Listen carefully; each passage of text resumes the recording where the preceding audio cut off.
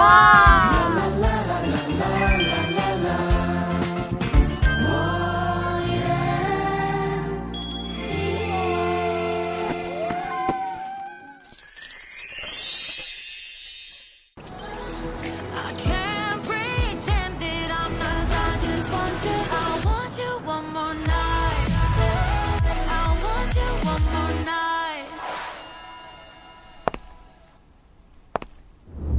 我叫杨汝晴，我是侯卓成，我们都是第6期的嘉宾。我们今天来到了心动小屋，氛围好棉絮跟生活区，感觉好大呀！这个小屋是个风车，好清新，好浪漫。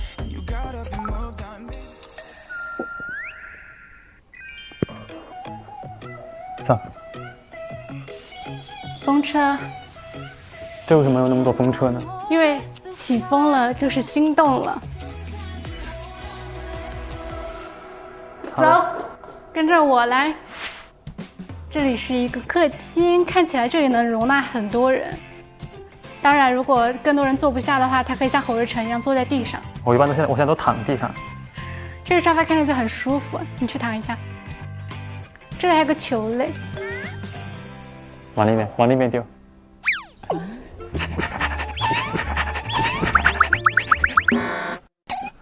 走。要不我换了拍你。这是一个厨房，就是在这儿做饭，梦回了。我感觉这个其实比我们当年那个小屋好看一点，就是做菜的环境。更偶像剧一点。对，比如说你从每天早上醒来，你从这儿走出来，就发现我在那儿辛苦的做菜，然后你说哇，然后你就给我投心动短信了。哎，算了，一点都不幽默。外面下雨了，那他们如果在小屋里的时候正在外面谈恋爱，突然下雨了怎么办呢？那也很浪漫啊，一起淋雨也很浪漫。最美的不是下雨天，是和你一起躲过雨的屋檐。生活区，哇，快！哇！终于，哇！哎呀，这个暴露了。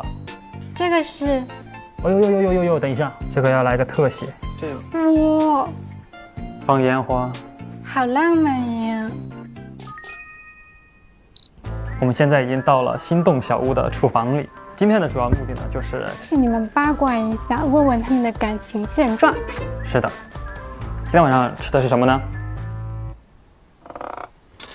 是侯大厨为你们准备的火锅 ，hot pot。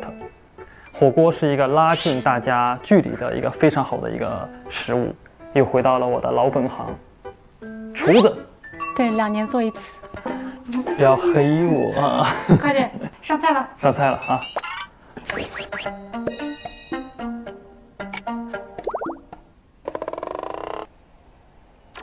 人家进来不得给人家握个手。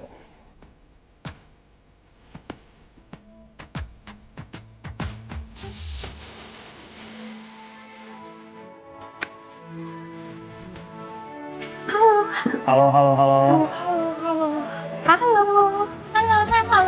哇哦，好丰盛呀！坐吧。好的。来吧，我们做个自我介绍是吗？我叫杨汝晴，这位是侯若晨。然后我们都是第6期的嘉宾。我叫徐如兰，你比视频里还要好看很多。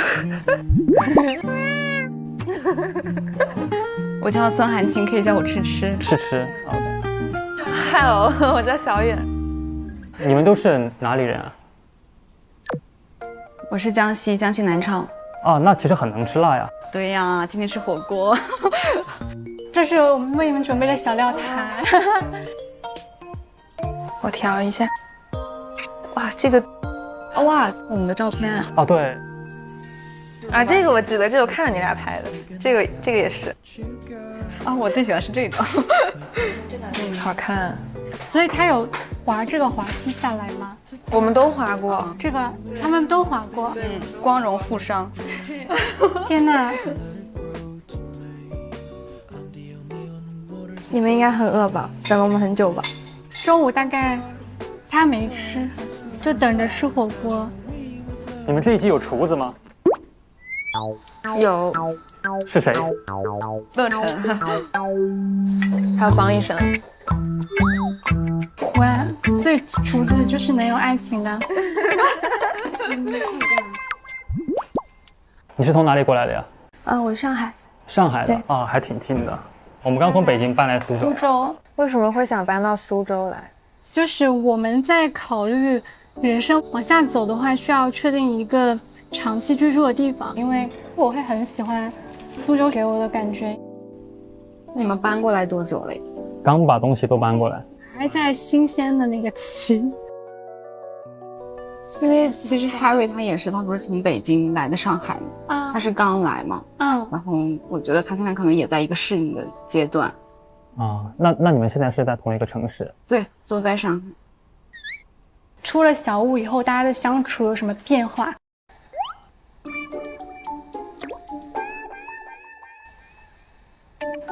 挺多的。我想想，挑2个讲。出了小屋之后的话，我觉得就是他是个特别特别粘人的人，粘人？非常非常粘人，看不出来。会挂在你身上，粘在你身上那种。他称自己为小娇妻，小娇妻。哇，还挺哦。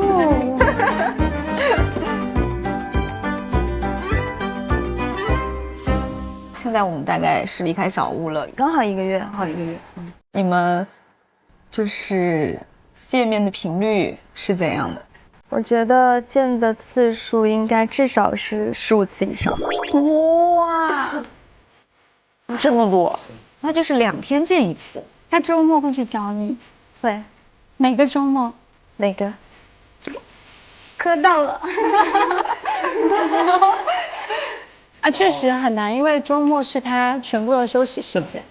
因为他觉得就算开车过来陪我吃个饭再回去也没什么。哇哦，方医生这里以后叫大方医生，非常大气。那真的很棒。自恋型。如胶似漆。那小远呢？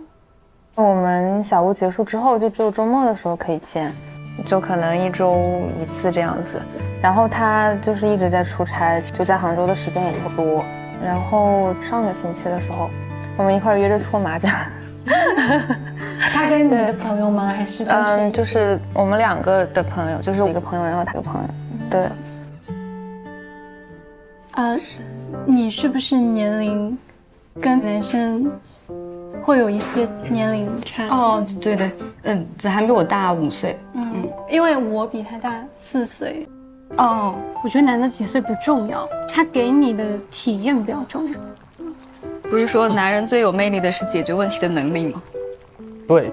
而且有的人要解决问题，从小就有这个能力，就是他甚至不一定是因为恋爱谈多了，就他本身自己生活的很好，所以他就可以让你跟他一起生活的时候生活的很好。那你们会觉得有摩擦吗？什么摩擦？刚离开小屋之后，我是觉得有的时候，就是一个人的世界跟另外一个人的世界交织的时候，就会涉及碰撞。对，就像板块运动一样，就是会有碰撞。就像2个岛屿，它如果要融合在一起，就要交融，那可能就会有一些小冲突，所以这很正常。包括很多人问说，那是不是在家里他都听我的，或者说是不是大事听我的，小事听他的之类的这种分，我们其实不是这么分的。我俩是说，就今天一件事情，例如说点水果，他可能去了一家水果店，我也去一家水果店，我们看的是最后谁点的水果好吃，而且稳定的好吃。那 OK， 那下一个人就获得了点水果的这个权利和事情。那如果我在这件事上做的比他更好，他也会自动把这个权利、这件事情让渡给我，这样子就是会划分好谁做什么事情比较在行，就更适合谁更适合做那块。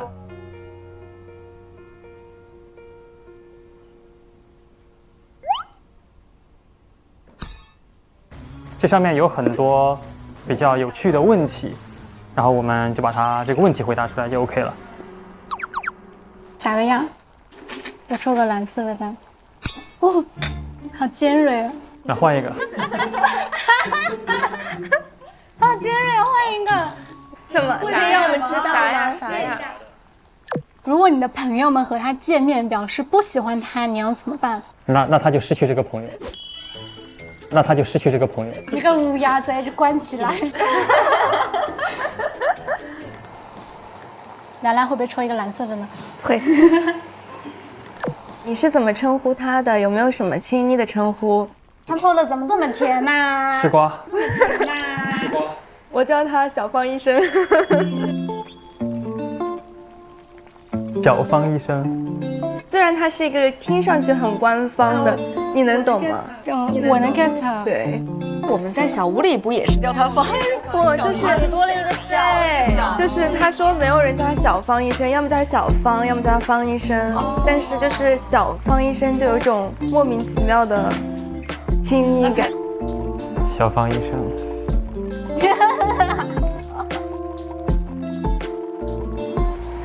然后，我觉得他穿衬衫的时候我都会心动。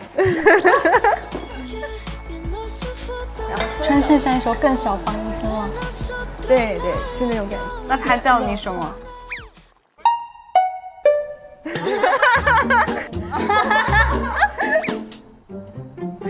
兰兰公主，兰兰公主。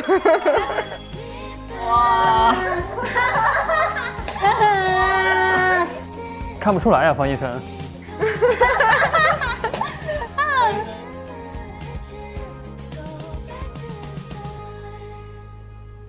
他的哪个小习惯让你觉得超可爱？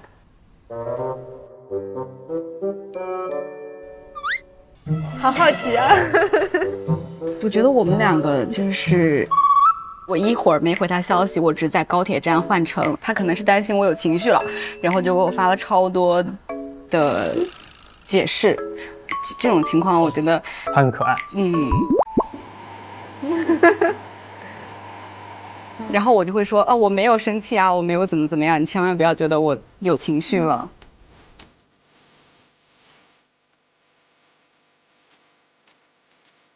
是男生安全感不够吗？还是感觉他有点小心。是的，其实我们在相处的时候会有一些这样的情况。可能我就是关注点在这个问题本身上，然后我是以解决问题为导向的思考模式。Harry 会更加偏情绪化一些，然后他的表达也是从解决情绪开始出发的，但是我可能会着急先解决问题。然后我这个人说话又很直，然后会有一点，我害怕会有点伤害到对方。也不要这么想，就是可能我觉得啊，作为男生的角度，他可能也是很珍惜这段感情的，所以说也才会非常有点小心的感觉。觉得你可以先找到他恐惧的源头是什么。怕你不要他。完了，不会是我本身？也有可能是你曾经有过负面的情绪，让他接收到，所以他会小心翼翼。第二可能是他过往的一些经历，让他认为女孩可能就是容易生气。对，我觉得对，所以我觉得你要解决他恐惧的源头，这个原因到底是什么，然后去说开这件事情。因为我觉得两个人，接触的时候。观点的碰撞是很吸引我的点，所以我会很想听到对方对于一件事情的看法。但是如果说对方更在意你的情绪而不表达自己的观点的话，我会觉得，总会觉得在顺着我说。就是他一开始其实都会有自己不那么想一下子被别人全部看完的部分。那我觉得你可以用一些行为，就给他安全感，去让他更快的卸下这些防备。那我该怎么就是，让对方多输出自己的想法？其实我想看见对方 ，deep talk 一下。但是时间没有像兰兰这种会比较长，很多深度。你们应该会有很多深度聊天吧？就是其实小芳她本身不是一个很喜欢深度聊天的人，尤其是在刚开始的时候。但是我跟他说，就是其实我会是一个比较在这方面有需求，就是精神的交流或者是深度的一些聊天，更了解对方。我们是个长期的关系，所以我希望我们都能够尽早的看到真实的对方，因为我们也将一起面对很多事情和风波。兰姐，以后我就要叫兰姐。就一开始你要先提出你的需求，而且其实你提出需求的同时，男生肯定也，如果是他喜欢的女生需要他，他自己也是开心的。这也体现了他对你来讲是很重要，你也很就是依赖他，你遇到困难你会想到他。是的，对，确实没有说，没有表达。一生要强的中国女，确实有点要强。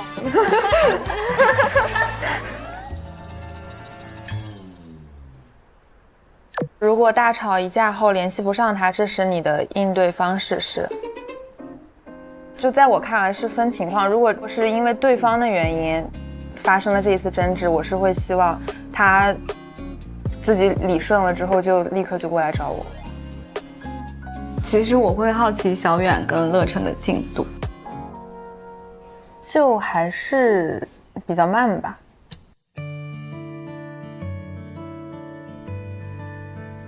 就是每对情侣有每个对情侣的速度进展。人家不一定是情侣。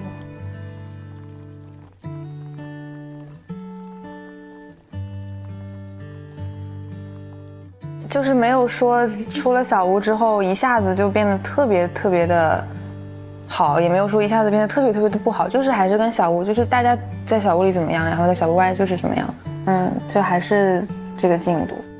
那这个进度是你？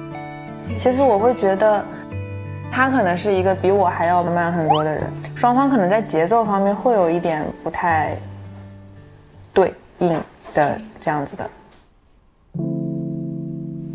其实我觉得你因为也要开学了嘛，其实一段关系你要走得长远，立刻异地其实是比较难的，因为你们有很多东西都还没有建立起来。所以说我觉得你应该现在也不是说不那么着急，我觉得你心里其实是会有点急，会有一点点，但是那他不急吗？他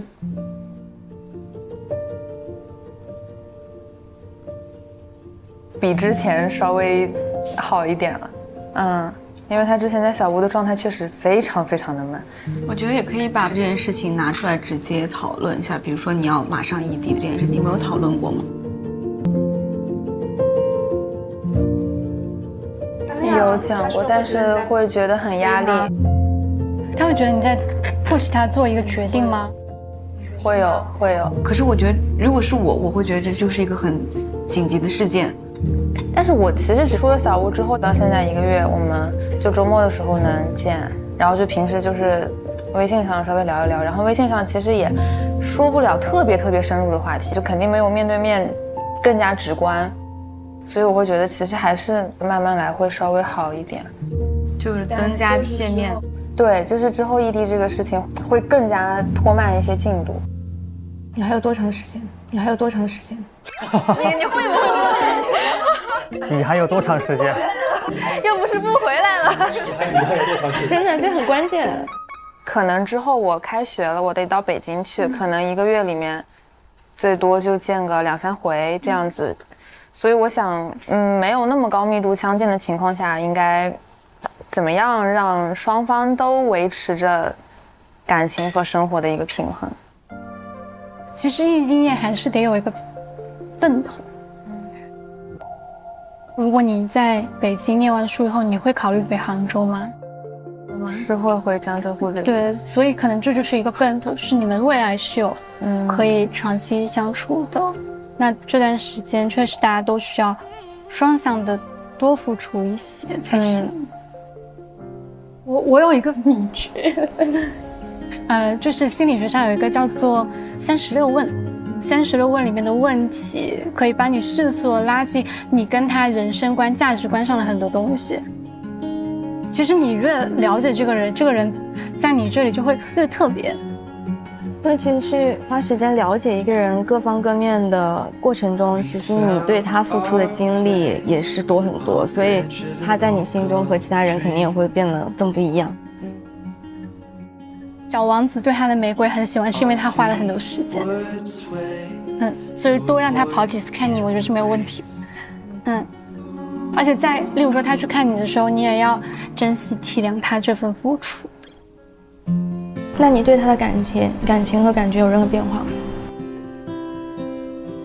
也差不多，那就可以了，就坚持自己想做的就可以。只要你自己舒服就可以。我觉得我还是会按照我们两个都更加舒适的方式去相处。你有你自己的节奏，不要因为别人交圈了，你就匆忙的交圈。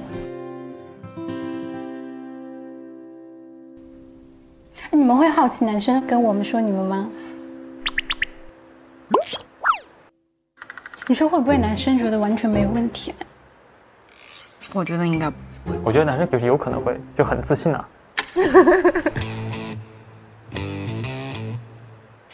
Hello，好帅。Hello，喜欢，坐吧。小方医生，今天要好好老实交代哦。好，你们现在怎么样啊？最近？没问题。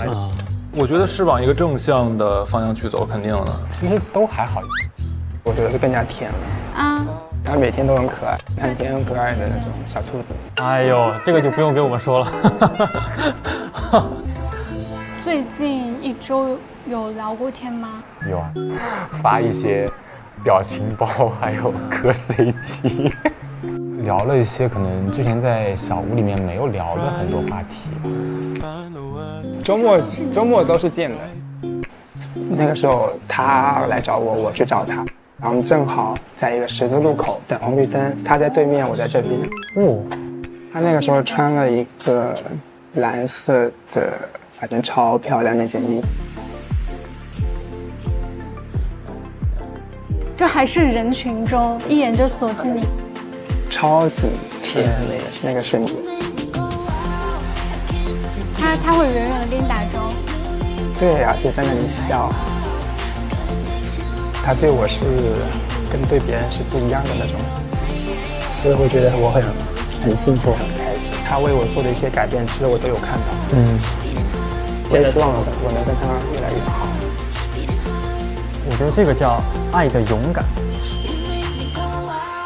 他跟我们说的是，在很多问题上你可能过于随和。就是就可能就是我不知道咋说。就比如说上次迟迟跟我们说的就是，比如说我问你今天吃什么，然后你回复的是你觉得呢？就是他把这个问题抛给你之后，他的感觉是你把这个问题有抛回给他了。在我看来，如果我们有这种问题，或者我一般会顺着人说，多一些。但他觉得可能我一直在顺着他说话，就没有表达出自己内心的这种观点。女生的感受是，你一直顺着他，他会担心你会不会憋了一些委屈，这样子有一天爆发，其实影响感情。所以你更做自己的话，就会更舒服，他就能更长久一些。这我同意，这个我非常同意。一个非常好的伴侣，就是他能在做他顺手的事儿的时候，把这段感情维护好。我非常理解他这个想法。他其实是希望把你和别人再加一些区分，就是这些细节，其实他可能觉得很可爱或者很特别。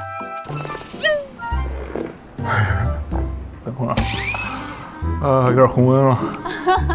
我相信在之后，我们可以一起去弥补没有在舟山上跟大家一起玩的这种遗憾。我们可以共同创造很多我们自己的这种非常好的回忆。我觉得挺好的。上一次也跟小远聊了，他说可能你们的节奏都会慢一点点，还是在继续接触。说实话，我觉得小屋这个机会确实是非常难得，就是2个人就可以专注的在感情这件事情上，但是我也肯定是会顾虑很多，始终还是得回归到现实生活中，你要面临的这些问题和困难，就是确实2个人之间的阶段其实会有些比较大的差距，因为肯定也是会受到一些过往经历的影响，对。我尊重每个人都有自己过去的创伤，以及有一些应激反应。但是如果在感情上，因为可能过去的一些经历，然后让你对下一个人有一些预设或者害怕，你会不会觉得这样对他不是很公平？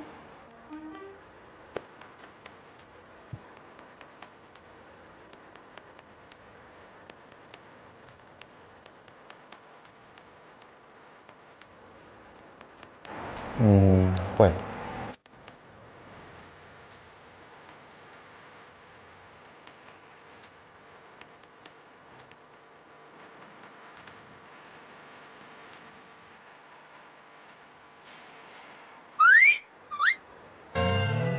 请教你们之前有没有发生什么？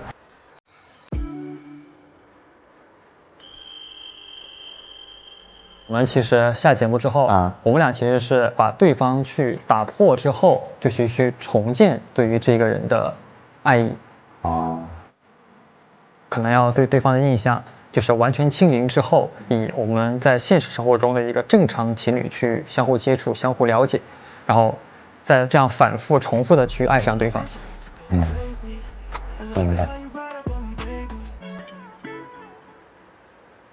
我觉得就像你们说的，两个人确实回归到现实生活中，你是需要重新打破之后再重新认识。你在打这个特别好基础的情况下，你们再去进入下一个阶段，那我觉得那个是会更加真实，而且更加稳固一些。其实他9月就要开学了。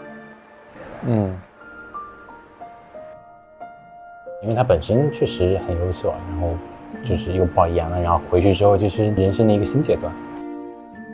然后我们有问过他，他没有一个确定性的答复。